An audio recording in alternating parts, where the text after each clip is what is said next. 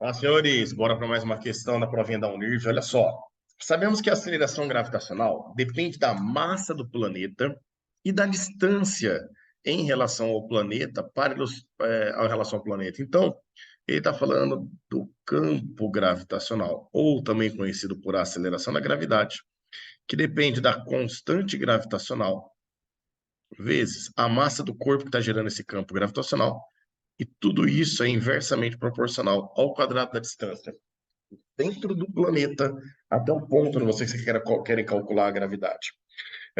Lembrando que quando você está na superfície do planeta, aí você pode, não é necessário, tá? Mas você pode mudar essa formulinha, já que a superfície, a distância da superfície até o centro é o próprio raio desse planeta. Então você trocaria por Gzão em mão sobre R ao quadrado, certo? A R representa o raio desse planeta. Para ilustrar tal dependência, imagina você a bordo de um ônibus espacial se afastando da Terra em direção à Lua. Vai chegar um momento em que você se desprenderá da Terra, afinal, você está aumentando a sua distância em relação à Terra, consequentemente, a gravidade vai ficando cada vez menor. E ficará preso à Lua, porque você está se aproximando dela, e aí você vai estar sujeito a uma gravidade cada vez maior, já que a distância diminui, certo? Porém, com uma força bem menor do que a Terra exercia sobre você, já que a gravidade da Terra é um sexto, perdão, a gravidade da Lua é um sexto da gravidade da Terra, certo? A figura mostra a aceleração gravitacional AG de quatro planetas em função da distância R do centro do planeta a partir da superfície do planeta, ou seja, a partir das distâncias R1, R2, R3 ou R4. Então aqui, ó, para cada um desses pontos que eu vou desenhar para vocês aqui, ó, aqui é o valor da gravidade nesse planeta 1 quando ele já está na superfície, porque agora a distância que ele se encontra em relação ao centro, que seria o zero, é o próprio raio do planeta, certo? Aqui é a gravidade já na superfície do planeta 2. Esse pontinho indica para nós a gravidade já na superfície do planeta 3. E por último, esse ponto, ele indica para nós a gravidade já na superfície do planeta 4. Lembrando que posterior, ou melhor, inferior aos valores do raio, né? Aí a gravidade ela varia de forma linear para nós, tá? Então aqui o gráfico até chegar no centro do planeta 1 seria esse daqui. O do planeta 2 seria algo próximo disso. O planeta 3 seria esse daqui. E o gráfico do planeta 4 seria esse daqui. Até que no centro a gravidade seja zero para nós, certo? Isso não é o caso para o exercício, mas uma curiosidade para vocês aí. Então agora ele fala o seguinte: os gráficos 1 e 2 coincidem para R maior igual a R2. Então ele está falando que os gráficos 1 e 2, vamos marcar aqui, ó, esses gráficos 1 e 2, eles são coincidentes, ó, desde que o raio, a distância, né, R, seja maior do que esse R2. Porque menor, aí o campo gravitacional já varia de forma diferente. Enquanto o 1 continua aumentando, o 2 já começa a variar de forma linear para nós. E essa mesma relação ele vai falar entre os gráficos 3 e 4. Perceba que os 3 e 4 eles também coincidem, desde que a distância seja maior do que R4. Porque para uma distância menor que essa, enquanto o 3 continua subindo a gravidade, o 4 já varia de forma linear e passa a diminuir. De acordo com o gráfico, assinale verdadeiro ou falso para as alternativas. Então, olha só que interessante. No item a massa dos planetas 1 e 2 são iguais, assim como, no item B, a massa dos planetas 3 e 4 são iguais. Então, vamos lembrar, ó, quando a gente olha aqui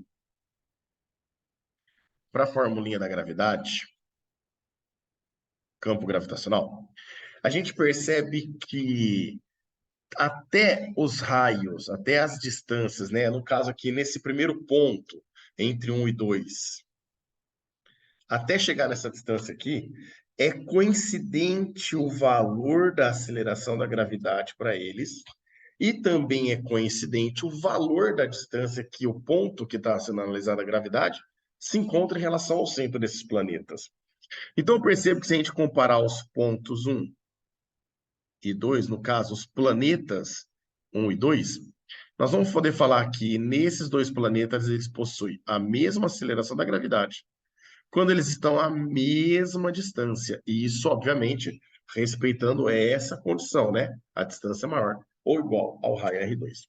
Isso significa, senhores, que já que a constante gravitacional, como o nome está falando, é uma constante, é igual, e que a distância também é igual, para que eles tenham a mesma aceleração da gravidade, é necessário que eles tenham a mesma massa. Então, a gente vai poder falar que a massa 1 é exatamente igual à massa 2 para nós aqui. A massa do planeta 1 tem que ser igual à massa do planeta 2. Se a gente observar agora para os planetas 3 e 4, a partir desse ponto aqui, a gente percebe que para qualquer distância maior que o R4, a gravidade é a mesma para os dois, respeitando essa condição, que nem ele disse no texto aqui para nós, certo? Então agora, ó, se a gente olhar para a formulinha do campo gravitacional, da aceleração da gravidade, para os planetas 3 e 4 para nós, senhores, nós vamos perceber que para esses dois planetas ocorre a mesma relação que ocorreu para o planeta 1 e 2. Eles estão sujeitos à mesma constante gravitacional, e nós estamos vendo que para a distância maior que R4, as distâncias são sempre iguais.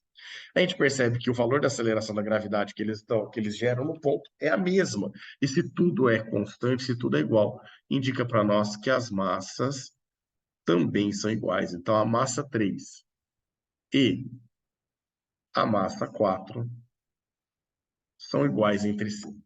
O que confirma, então, como verdadeiro tanto o item A como o item B para nós, certo ou não? As massas dos planetas 1 e 2 são iguais, assim como as massas dos planetas 3 e 4 também são iguais, certo? No item C e no item D, ele vai relacionar a massa específica, ou a também chamada densidade volumétrica, né? Para nós aqui. Só que no item C, ele fala que a ordem crescente dessa massa específica é 1, 2, 3, 4. Ou seja, ele está indicando que 1 é menor do que o 2, que aí é menor que o 3, e que o 4 é o que tem maior massa específica, certo? Então, teria a menor massa específica para 1 e a maior massa específica para o 4. Ordem crescente, vai crescendo os valores da massa específica. No item D, ao contrário, ele fala que a ordem é decrescente, ou seja, que o 1 é o que tem maior massa específica e que o 4 é o que tem a menor massa específica. Vamos relembrar a massa específica? Massa específica ou densidade volumétrica é calculado pela massa do corpo dividido pelo volume. No caso, esse volume, meninos, a gente está falando do volume de um planeta. Vamos considerar esse planeta esférico, né? O volume de uma esfera. Então, para a gente poder calcular o volume de uma esfera, a gente calcula dessa maneira aqui, 4/3 de πr ao cubo para nós, certo? E é para isso que nós vamos olhar agora. Olha que bacana. Se a gente olha para essa fórmula, comparando entre os planetas 1 e 2, a gente já percebeu que os planetas 1 e 2 possuem a mesma massa. Isso significa que se eles possuem a mesma massa, não é essa grandeza que vai determinar quem tem maior ou menor massa específica. O que vai determinar para nós é o raio. Esse raio é inversamente proporcional à massa específica. Ele é o cubo inversamente proporcional à massa específica. Isso significa que quem tem maior raio acaba tendo menor massa específica para nós, certo? Então, bora lá. Perceba que comparando entre os planetas 1 e 2, o raio, né, que é da superfície, a distância da superfície até o centro do planeta 2, ela é maior do que o raio, que é a distância da superfície até o centro do planeta 1 para nós. E quem tem maior raio possui menor massa específica, maior densidade. Portanto, quem tem menor raio vai ter a maior densidade para nós.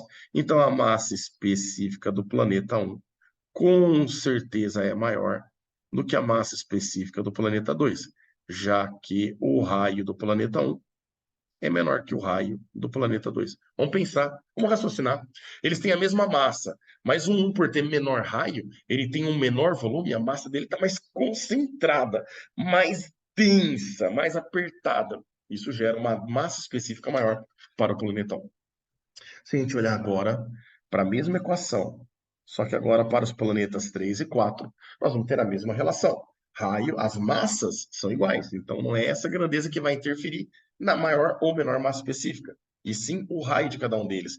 E a gente percebe que o raio do planeta 4, distância da superfície até o centro dele, é maior do que o raio do planeta 3, que seria a distância da superfície até o centro dele. Então, como o raio do planeta 3 é menor que o raio do planeta 4, a gente pode falar que a mesma massa, né, do planeta 3 em relação ao 4 está mais concentrada no planeta 3. Isso indica para nós que a massa específica de 3 é maior que a massa específica do 4. E o último ponto que nós vamos analisar aqui, senhores, é comparar o planeta 2 com o planeta 3. Olha que bacana.